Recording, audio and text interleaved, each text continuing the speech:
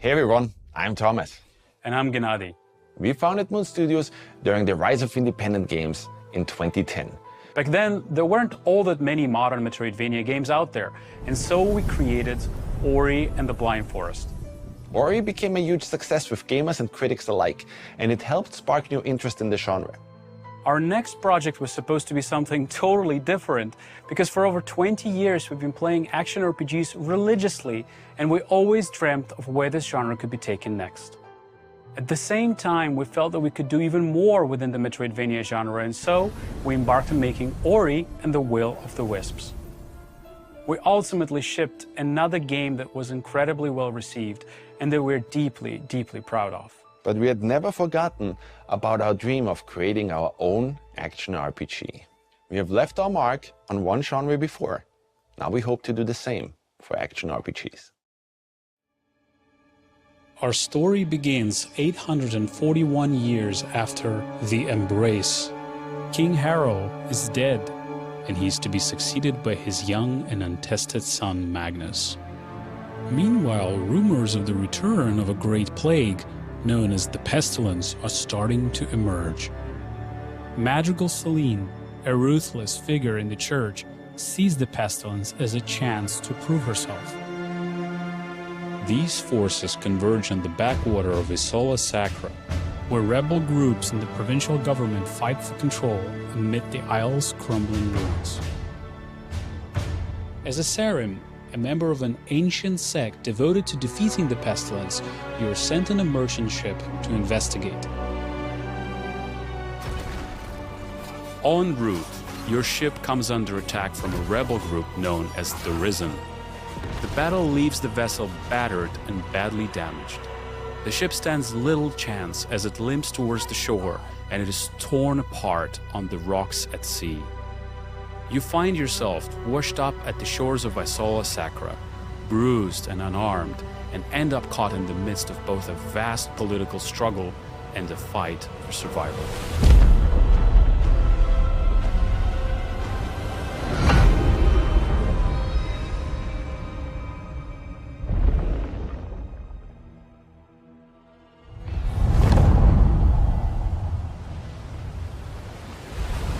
With no rest for the wicked, we decided to handcraft an entirely seamless world.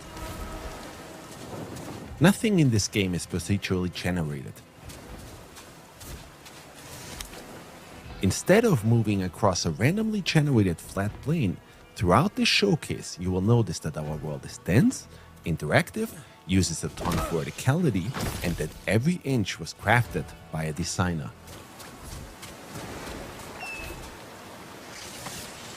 You'll be well served always paying attention to your surroundings too. There are secret areas just about everywhere that usually reward you with precious items.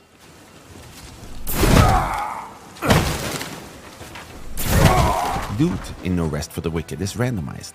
It ensures that every player has their own unique experience, and that every time you explore an area, you might just finally get that last gold ore or new battle axe you've been waiting for. We abandoned the old point-and-click model to move your character around.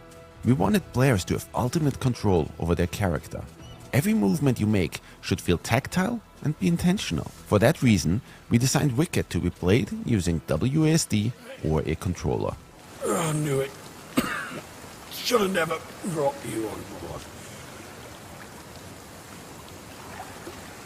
You'll never make it to Sacrament from here. Instead of going for realism, our goal is always to create games that look like a painting come to life.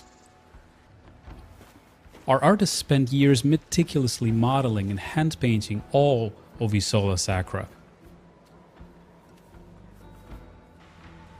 You will traverse through plenty of breathtakingly beautiful environments, lit with natural day and night cycles, immersed in dynamic weather.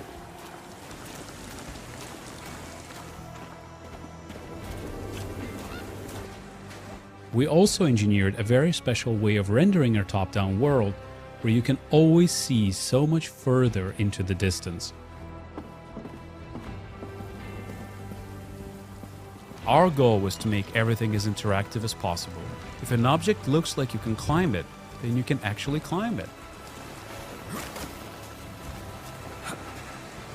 And if an object is too thin to walk over it, you might just need to balance your way across.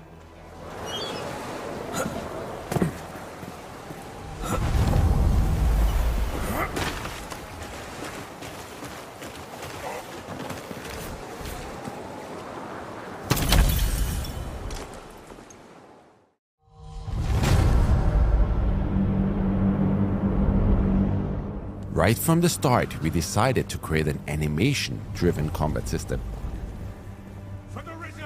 which to us meant that every attack you make should be carefully considered. We wanted to bring weighty, precision-driven combat to the top-down space. Combat that's inspired by several different genres, from ARPGs to fighting games. In order to overcome an opponent, you need to watch out for telegraphed behaviors and then punish accordingly.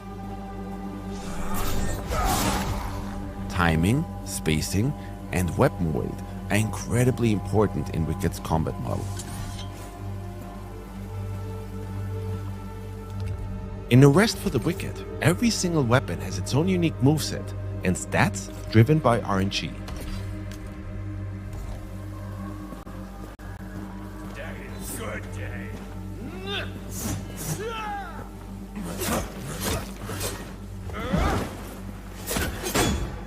Using this dagger, I'll have a hard time breaking this enemy's shield. Let's try something different.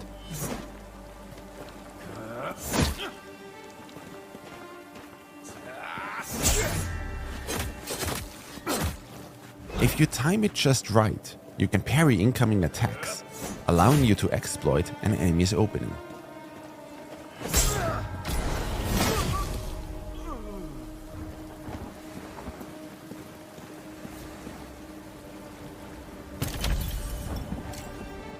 Gear in A Rest for the Wicked comes in 4 different rarities. White items are common. Unlike in other ARPGs, they're not trash loot. We instead made those the most customizable. Blue items are rare. They offer only positive enchantments. Purple items are cursed. They offer very positive enchantments, but they also come with a cursed enchantment. Gold items are unique. They are specifically handcrafted by our designers and offer unique enchantments. This rare claymore we found has an enchantment that increases my focus gain whenever I deal damage.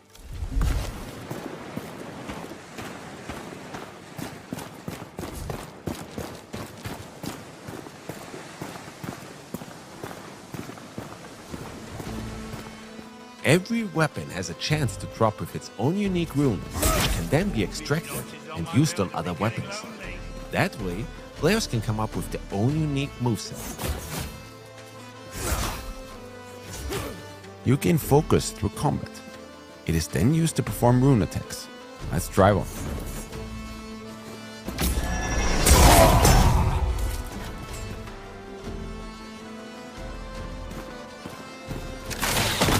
But every now and then, you might not even need to use your weapons to get rid of an enemy. Sometimes, all you need is a little push. Every weapon you'll find in No Rest for the Wicked has its own bespoke moveset, custom made by our incredible animation department.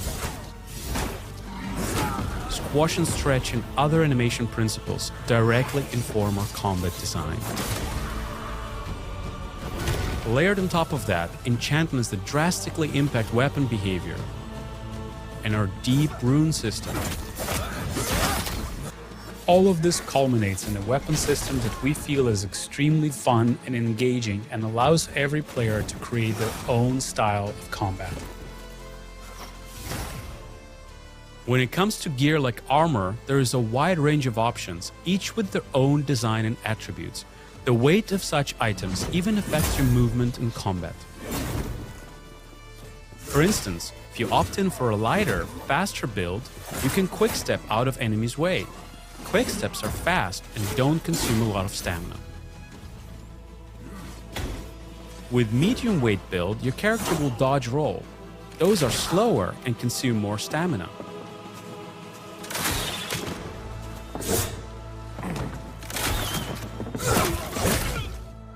For No Rest for the Wicked, we designed a soft class system. Instead of locking you into a character class that you then have to adhere to for the entire playthrough, we want you to have the flexibility and freedom to play as the type of character you want to, and even come up with character classes we haven't even thought of. So far, we've shown what combat looks like with a more melee-focused build. Let's take a look at how combat changes for a mage. This character build uses a two-handed staff. We have 3 rune specials available: Blink, Fireball, and Nova. Fighting multiple enemies is always tricky. When used right, Nova can be an absolute blast. The uniqueness of each item you find or craft, being able to create any character build you can think of through our soft class system, and the randomized loot, all of these systems combine to ensure each playthrough and every player's experience is never truly the same.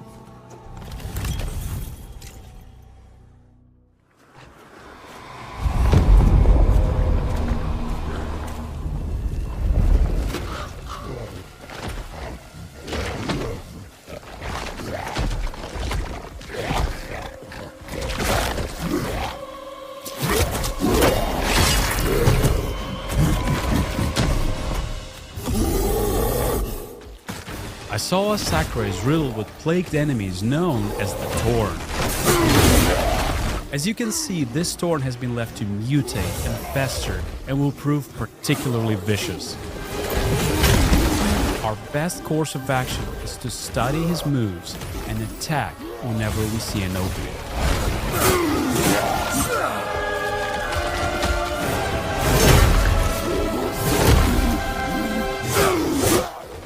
Bosses are also quite brutal in No Rest for the Wicked.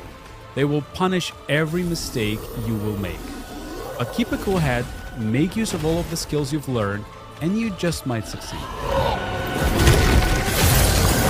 As you can see, No Rest for the Wicked is an intensely skill-based game. Your gear greatly influences your power in battle, but whether you die or overcome the challenge is ultimately down to your skill.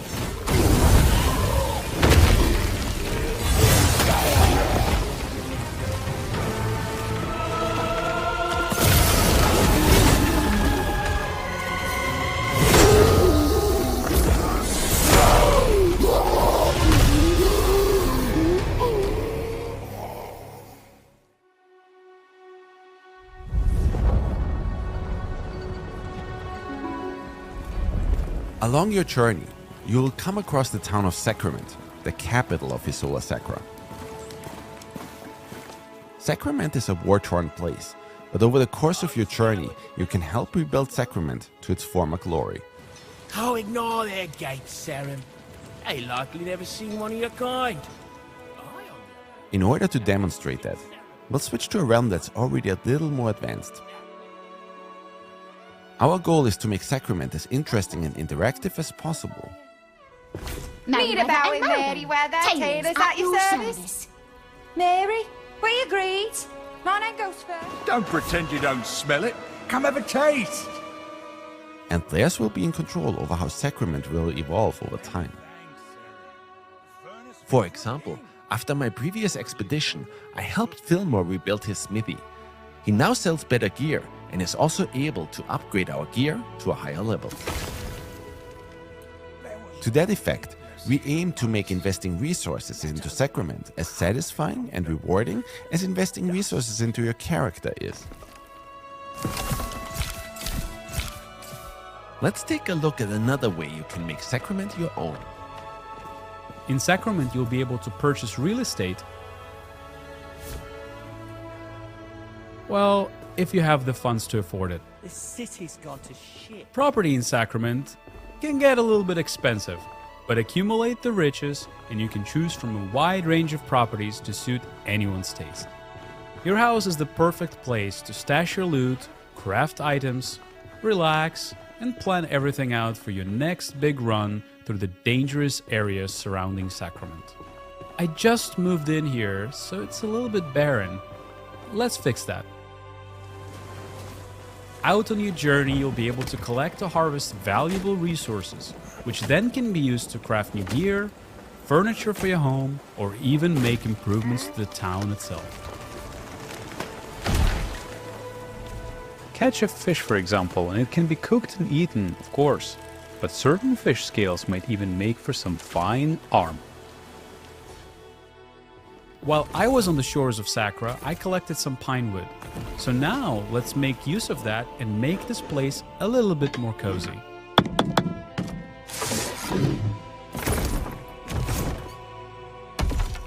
Housing is incredibly cool in No Rest for the Wicked. Since you're not constrained to a grid, you can come up with some really organic looking designs. The table looks nice, but it's missing something. It was much better. While some items you can place in your house are just cosmetic, our goal is for most of them to be functional and have a gameplay purpose. With a range of properties to purchase and an incredibly flexible interior design system, we hope players will be able to find and design a unique place for them to call home.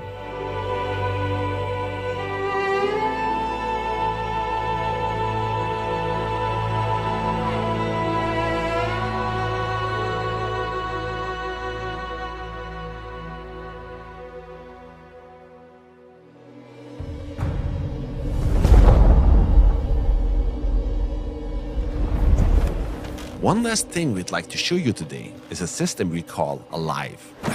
Although No Rest for the Wicked features a traditional campaign, it was important to us that Isola Sacra is very much a living, breathing world. In order to show you what that means, we're going to go to an area called Mariner's Keep. This is an area I've previously ventured through and explored. However, since my last journey through here, Nif have overrun the local area, presenting entirely new threats for me to tackle and resources for me to scavenge.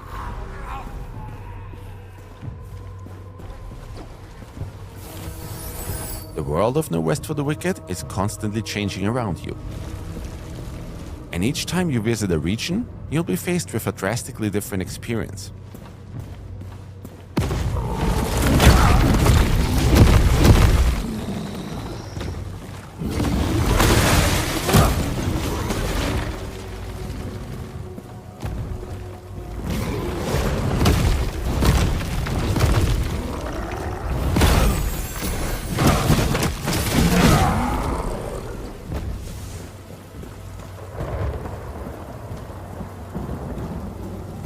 And no rest for the wicked.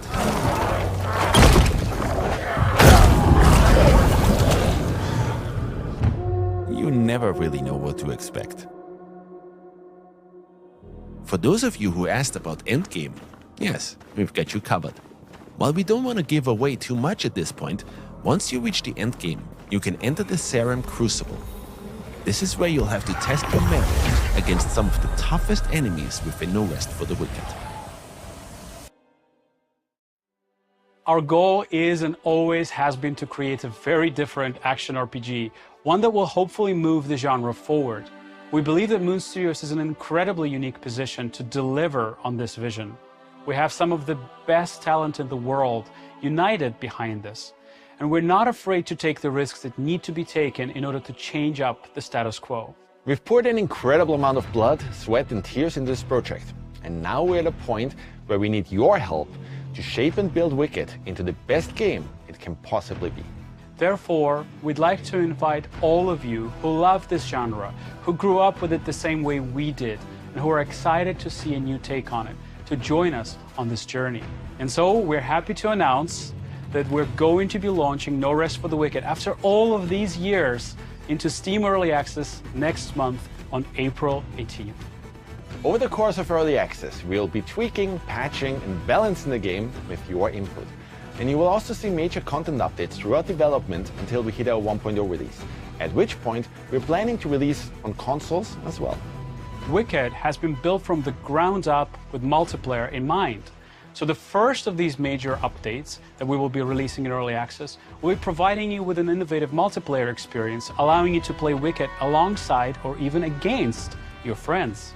Our second major content update will bring all new regions to Sacra, new enemies, narrative updates, and so much more, with story, system, and gameplay content updates to follow thereafter. Your support and feedback during this very critical part of early access really does make a difference.